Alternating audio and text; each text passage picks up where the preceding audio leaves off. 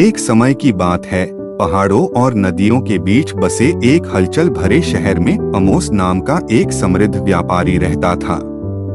अपनी संपत्ति के बावजूद अमोस कम भाग्यशाली लोगों के प्रति अपनी दयालुता और उदारता के लिए जाने जाते थे। वह अक्सर जरूरतमंदों को भोजन, कपड़े और पैसे दान करते थे, जिससे उन्हें शहरवासियों की प्रशंसा और सम्मान मिलता था। एक दिन जब अमोस एक सफल व्यापारिक यात्रा से घर लौट रहा था, तो उसकी नजर सड़क के किनारे पड़े एक घायल यात्री पर पड़ी।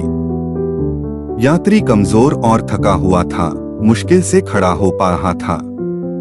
बिना किसी हिचकिचाहट के अमोस उसकी सहायता के लिए दौड़ा और उसे पानी, भोजन और आश्रय की पेशकश की। अमोस की दयालुता के लिए आभारी होकर यात्री को पता चलता है कि वह एक जादूगर है, जिसे एक दुष्ट जादूगर ने शाप दिया है। अमोस की दया के बदले में जादूगर उसे एक इच्छा पूरी करने का वादा करता है।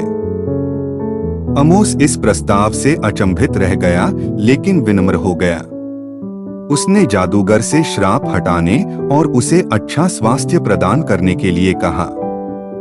फिर भी अमोस उनकी दुर्दशा के प्रति उदासीन था। एक दुर्भाग्यपूर्ण रात अमोस बिस्तर पर लेटा हुआ अपनी संपत्ति गिन रहा था जब उसने दरवाजे पर दस्तक सुनी।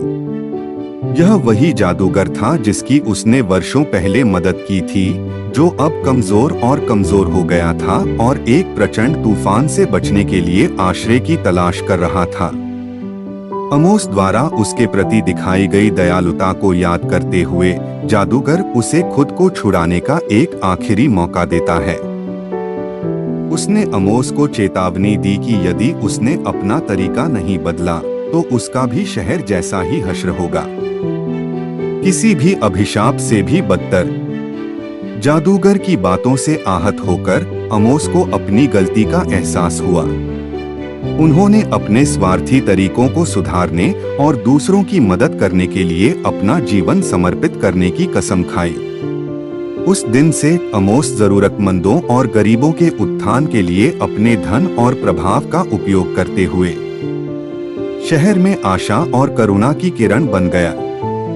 और जब उन्होंने अपना आशीर्वाद दूसरों के साथ साझा किया तो उन्हें सच्ची खुशी और संतुष्टि मिली, यह जानते हुए कि दयालुता सभी का सबसे बड़ा खजाना है। कहानी का नैतिक यह है कि सच्चा धन भौतिक संपत्ति में नहीं, बल्कि दिल की समृद्धि में निहित है। दूसरों के प्रति करुणा और दयालुता सोने या चांदी की तुलना में अधिक खुशी और तृप्ति लाती है।